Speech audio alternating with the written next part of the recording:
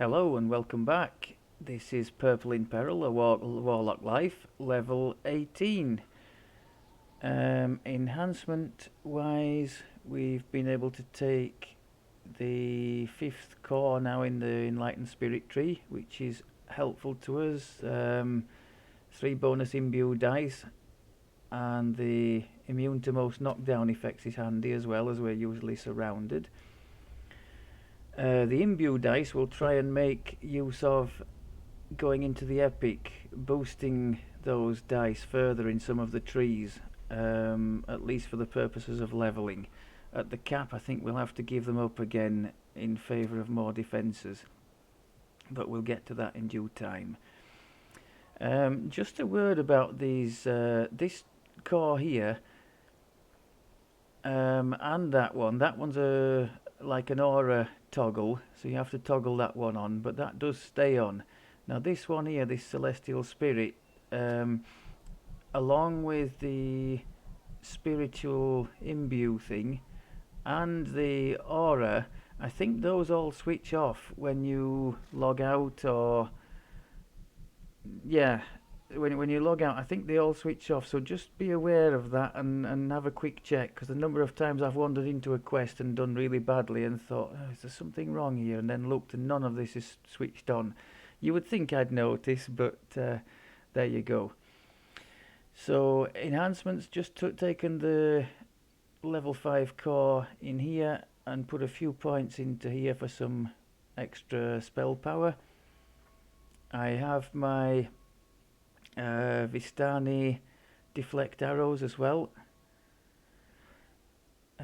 What else? Oh yes, at 17 I haven't taken it because I probably wouldn't benefit that much from the gear, but there is the option of the Soul Splitter Feywild Dreamer level 17 set, which comes in both cloth armour, the robe, and light armour, and is specifically catered towards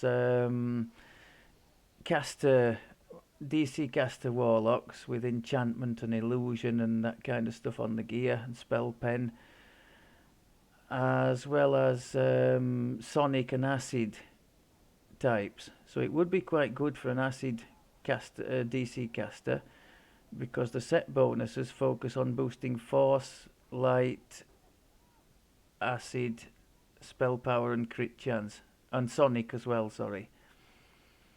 So yeah, aside from the fact I am missing one of the pieces, I won't take it because the sort of caster, the DC caster type stuff won't really help me. Although there is conjuration focus on the gloves, the thimble tips, which I think is the part that I'm missing.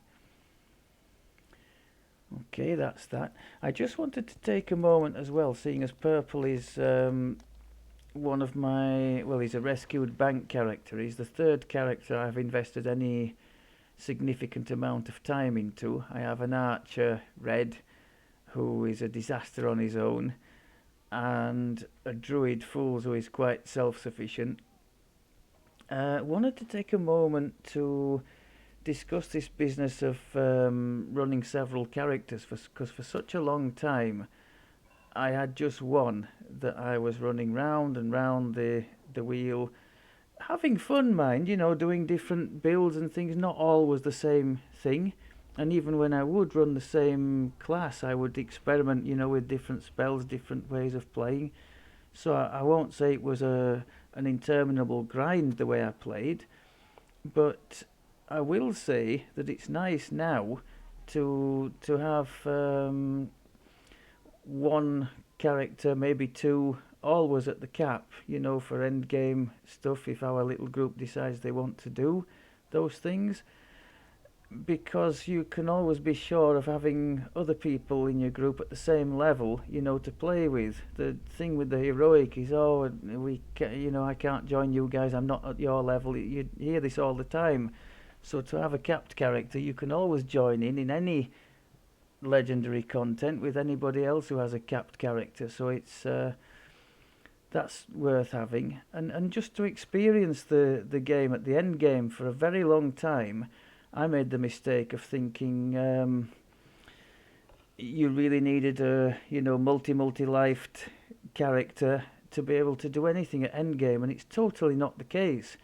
Purple was doing reasonably well in Reaper 6 in one of our little groups, and making a significant contribution with what, 3 or 4 past lives to his name, and of those maybe only 1 or 2 were of any help to the build. So I guess what I'm trying to say is, if you want to experience the end game, there's plenty of fun to be had there. There's absolutely no need whatsoever to get hung up on thinking, oh, I need this and I need that and I need, I need a dozen past lives before I can even... No, just absolutely not. You can make a really decent contribution with a good build and gear and have a lot of fun doing it. So maybe that's the point I'm trying to make, because I fell into the trap of thinking I would be a complete failure if I didn't first get this and that and the other before going to the end game. It's totally not the case. Right, the quest I have for you today is... We're in the Sharn area here. That's the Sharn Part 1, and this is the new Morgrave University line of quests. That's the newest one, the kill 10 rats. We're going to go down here and we're going to have a go at the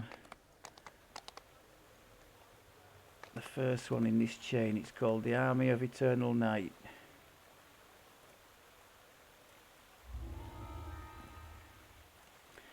And this actually drops a pair of goggles that is super nice for any evocation caster, but particularly druids and clerics, because I think they have quality wisdom on, don't they, these goggles? They have all the evocation, insightful evocation, and one slot, I think. And well, we'll find out if we get lucky enough to drop them. But they're called the Goggles of Dusk, I think, and they are a really nice piece of kit for any evocation caster. So of course now we'll get to the end and I won't find them.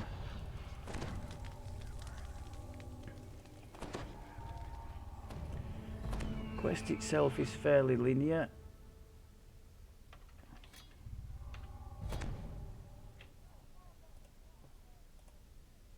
Sattler gestures to the door behind him. We've arranged transport to the spot on the Braylish border where the manifest zone was detected. Good luck and good hunting. You've arrived at the Braylish border near the manifest zone created by the Eye of Mebar. Now to find the dogs coming up just round the corner here. Pack of ravenous wolves springs to attack.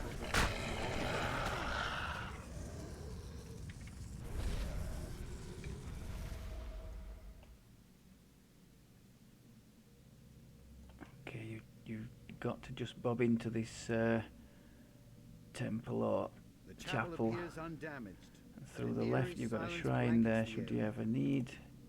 Through the left hand door you make your way down here, and just be a bit wary because there are some undead that will come out. Carefully remove the wall here, revealing a vault beyond. Don't make the mistake I did and retreat from this area before you've triggered the GM text. You've got to go far enough to get that text up, otherwise the quest doesn't progress. Yet the Mebar manifest zone makes it clear that the eye must be somewhere in the area. Perhaps you can learn more in the hamlet that is said to be nearby.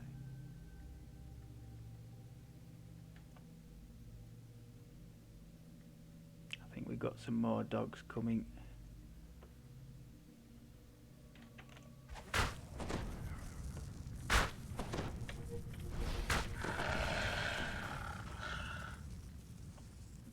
don't commit too far into this area, because there are some people, there are some archers in the background and some people out there that come out on foot as well.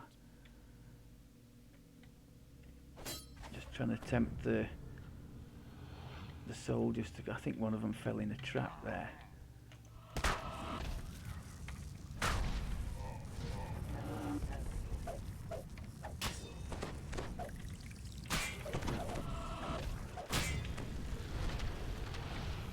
If you ever get into a real dire straits, you can double up the tentacles with the Arcane Tempest to make a real killing ground, and not a lot will survive that, if anything.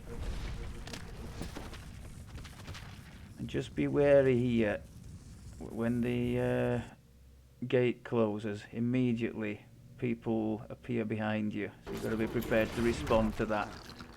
Before you can try one, skeletons crawl their way out of the ground. With the ambush defeated, the gates are no longer an obstacle.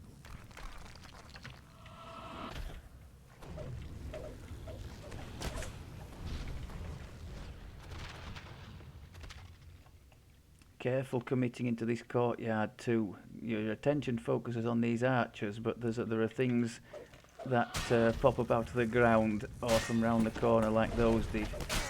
I think there are still some more somewhere to come from out of the ground. And on occasion, while I've been busy with the archers, I've been mauled by the stuff trying to surprise me. So down into the well, there's a lever to pull to access another area, and some opponents down here as well.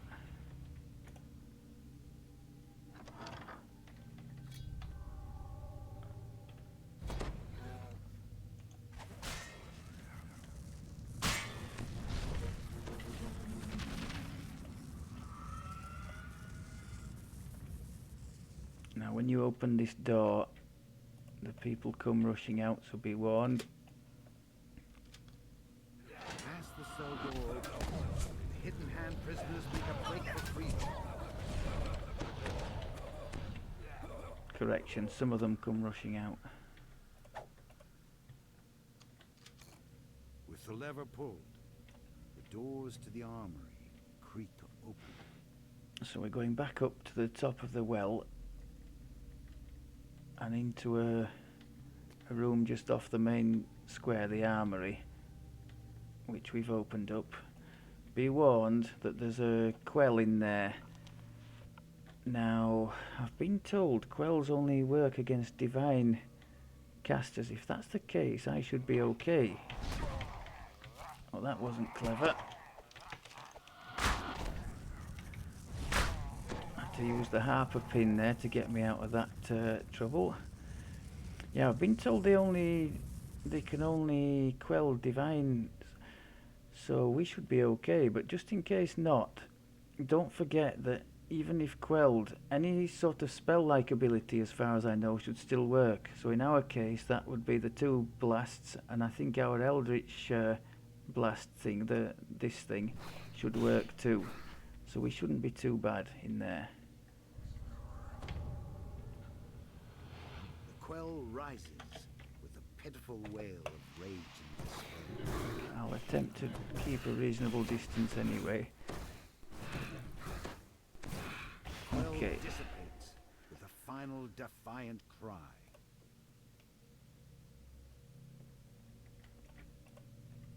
That opens up the final room. Barrier. Now if you have a squishy character and you want to cheese the final boss, you can just go and jump up on top of any of these kind of doorways. What a fail. There, on top of the doorways like these around the edge of the final room as well, and you can avoid him mauling you that way. What's that glittering thing? No, it's a note. Okay. But there are still archers dotted around the area that need to be taken out.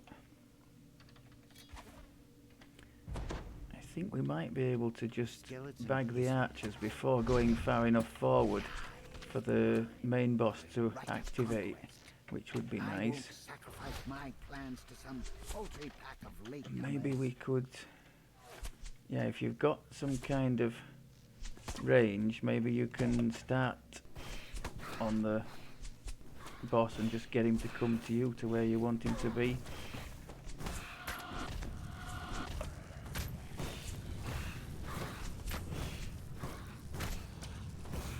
So that's the coward's way of doing it. Skeleton I guts. guess if you're on Repretend, that's the practical way to do it. Okay.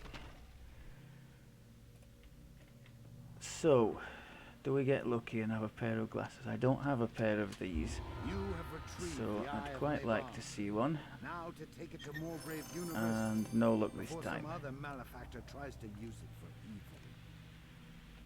If you haven't got this chain yet, what's it called now? This new chain, is it Army of Eternal? No, this quest was the Army of Eternal Night, wasn't it?